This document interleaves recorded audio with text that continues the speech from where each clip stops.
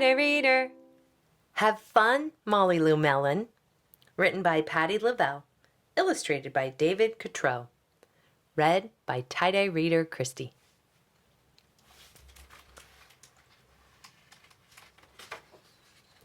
Have fun, Molly Lou Melon.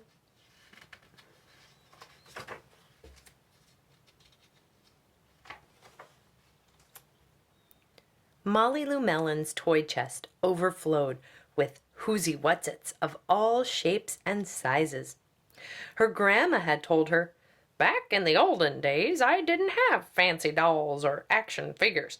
I made them out of twigs, leaves, and flowers like hollyhocks and daisies."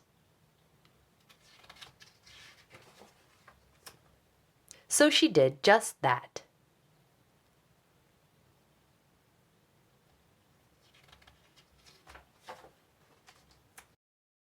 Molly Lou Melon's backyard had a big weeping willow and crumbly rock walls with thingamajigs peeking out from every crevice. Her grandma had told her, "Back in the olden days, I didn't have a store-bought dollhouse. I made one in my backyard." So she did just that.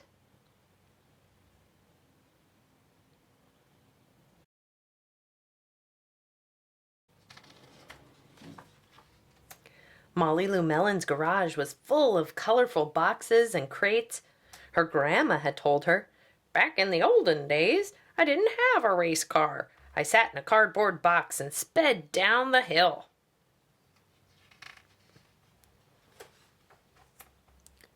So she did just that.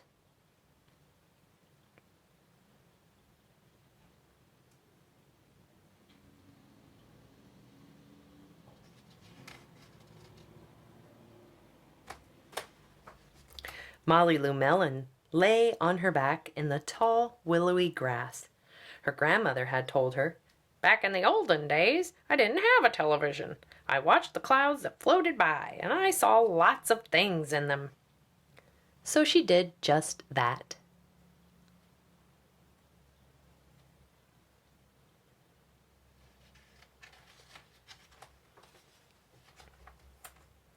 One day, new neighbors moved in next door. When Molly Lou Melon went to welcome their little girl, she heard Gertie say to her mom, "I'm bored, bored, bored." Molly Lou Melon invited Gertie over to play. On Monday, Gertie brought over her darling Darla Deluxe dollhouse, complete with an electric mixer and working chandeliers. Molly Lou Melon showed Gertie her tree root palace, complete with acorn cap dinner plates, woven leaf air conditioning system, and cicada jacuzzi. Gertie was amazed.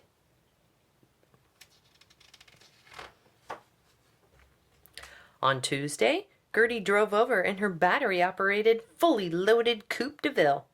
"Look out below!" Molly Lou Melon screamed right before hurtling down the hill in her turbo boxcar, hand-painted with orange and red flames. Gertie was amazed.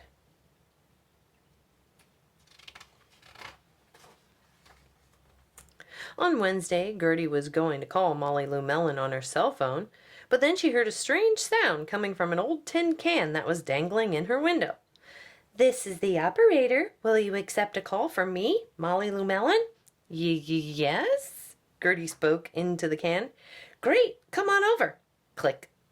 Gertie was amazed.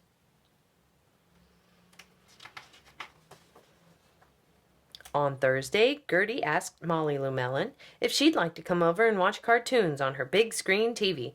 "It's 120 inches wide." Molly Lou Melon said, "Not today, thanks. I'm going to watch the clouds. They're sky-wide." Gertie was amazed.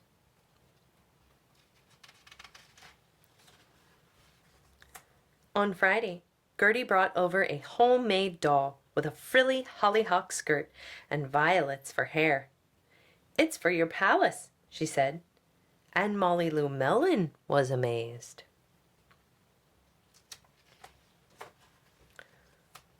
On Friday evening, Molly Lou Melon and Gertie were tired from playing all week. They lay down in the tall willowy grass, looking up at the clouds. "I see a butterfly," Gertie giggled, "and a penguin, and a refrigerator."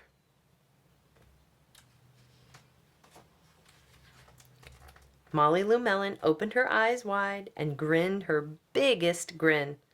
"I see a grandma-shaped cloud winking at me." And Molly Lou Melon winked right back.